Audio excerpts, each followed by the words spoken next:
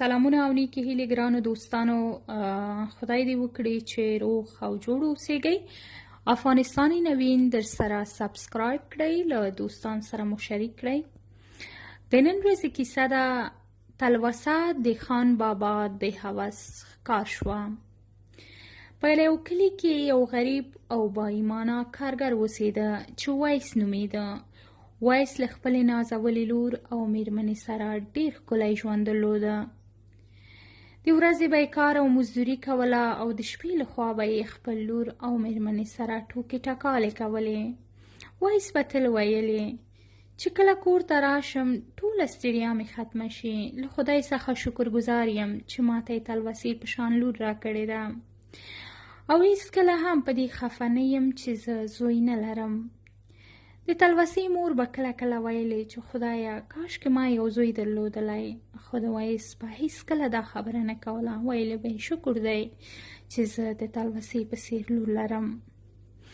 د ویس لور به تل مازدیګر خپل پلار ته په تمه وه او تل به یې ویلې مور جانې پلار مې څومره ناوخته که هغه به کله راځي، خدای نخواسته شرایط خراب دي څه پرې ونه شي. لور جانې خوله دې په خیر خلاصه کړه، انشاءالله را به شي، ډېر اندېښنه مه کوه، حتما به راځي، دومره ځنډ یې نه دی کړی. همداسې وخت تېرېده، د دوی ډېر یو خوشحاله ژوند و او په مینه به یې یو بل سره خبرې کولې. اوس نو تلوسه هغه پخوانۍ تلوسه نه ده. اوس نو تلوسه یوه ښکلې دنګه پیغله ده. د تلوسې جګ قد، سپین مخ، تورې سترګې او تور ویښتان په کلي کې مشهور شول. هر یو همدا وایي د ویس لور ډېره ښکلې ده، هغه ډېره ښکلې ده. د هر ځوان په خوله د هغې نوم و او هر ځوان دا تمه درلوده او دا هیله یې درلوده چې تلوسې سره واده وکړي. نو همداسې وخت تېرېده، د تلوسې ښکلا لا پسې زیاتېدله او بیخي زیاتېدله. یو ورځ تلوسه عینې ته ولاړه وه او داسې وویل، ځان ته یې وکتلې، وایي خدایه شکر چې عینه شته، که نه زه به څه پوه شوې وم چې زه دومره ښکلې یم. نو ځان سره مسکی شوه او ویې ویل زما د خوبونو شهزاده به څوک وي. دې کې مور راغله او ورته وویل ډېره ځان ته مه ګوره، دومره ښکلې نه یې. هغه متل دې نه دی اورېدلی چې وایي ورک شي ځانه چې هر چا ته ښه ښکارېږي. مور جانې دا ته څه وایې؟ دا متل اصلا ما سره نه جوړېږي. مور جانې پوهېږې زما د خوبونو شهزاده به څنګه وي؟ نه لور جانې زه پوهېږم ته په تمه یې چې د کوم پاچا زوی سره واده وکړې، نو نور خو کوم بل څوک نشته. نه مورې، د پاچا زوی ته خو مې لا خیال پلاو نه دی وهلی، مګر یو ښکلی او تحصیل کرده ځوان اوسېږي. کله چې کلي ته راشي نو خلک ووایي هغه دا د تلوسې خاوند دی راغی. چوپ شه لورې چوپ شه، داسې خبرې مه کوه چې پلار دې وانه اوري. د تلوسې ښکلا ټول کلي کې خپره شوه.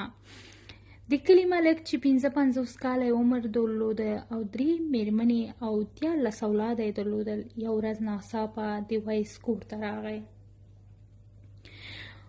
ویس او میرمنه یې ډېر حیران ول او وی ویل چې دا کبرجن ملک موږ کره څه کوي؟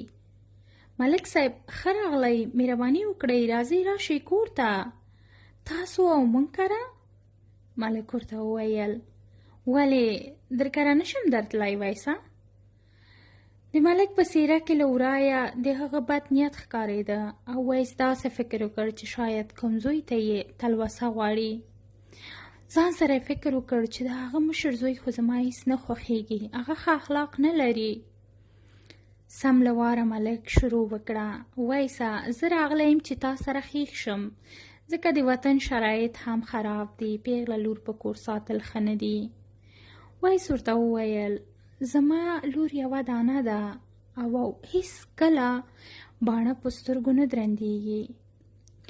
نو که چیرې یو ښه ځوان پیدا شي او زما په زړه وي نو حتما به دا کار وکړم ملک صاحب. ملک وویل چا پسې مه ګرځه، زه د څه لپاره یم؟ ملک صاحب د کوم ځای لپاره مو راغلي یې؟ ملک وویل څه؟ زوی؟ نه بابا، زوی به خپل کار کوي. نو تاسو د چا لپاره راغلی یاستئ؟ د ځان لپاره وایسه، زه د په سترګو نه ښکارم؟ سمدستي د وایس په سترګو توره تیاره شوه او وی ویل څه؟ تاسو څه وایې؟ تاسو خو ما نه هم مشر یې، تاسو ولې داسې فکر کولی شئ؟ ته خو 3 مېرمنې لرې، اوس نو تاسو څه وایې؟ ولې نو چې څوک مشر شي هغه باید واده ونه کړي؟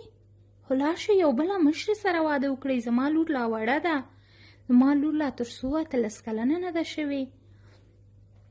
ما ګوره وایسه، زه خو تا ته راغلی وم چې تا سره دوستي وکړم، مګر په هر صورت چې وي زه ستاسو لور سره واده کول غواړم. وایس ورته وویل دا امکان نه لري، تاسو کولی شئ لاړ شئ. ملک په غوسه وویل هیڅ چیرې تللی نه شئ، زه ستا د کور مخکې پیرهدار کښېنوم دې نه وروسته، او اوس زم ډزې کوم.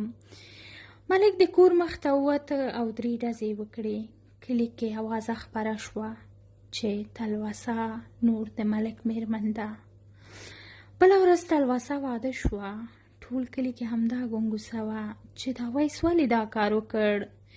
د ټولو ځوانانو زړه یې مات کړ چې دا ویس ولې داسې وکړ. اوس نو هغه پخوانی ویس نه دی پاتې. ویس هم نور لاړ، زړه یې مات شو. مېرمن یې ناروغه ده، په شفاخانه کې ده. او تلوسه هم هغه پخوانی تلوسه نه ده. تلوسه تل ژاړي، تلوسه د مړي په څیر ده. تلوسه هیڅ چا سره خبرې نه کوي. تلوسه اوس 4مه مېرمن ده. تلوسه په لوی کور کې اوس مور ده. تلوسه هغه پخوانی تلوسه نه ده.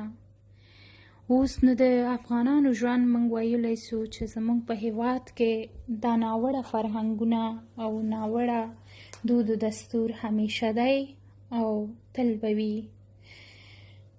نو تاسو نه هیله کوم دوستانو چې دا واقعي داستان دی، تاسو هم کولی شئ چې خپل واقعي داستانونه ماته واستوئ.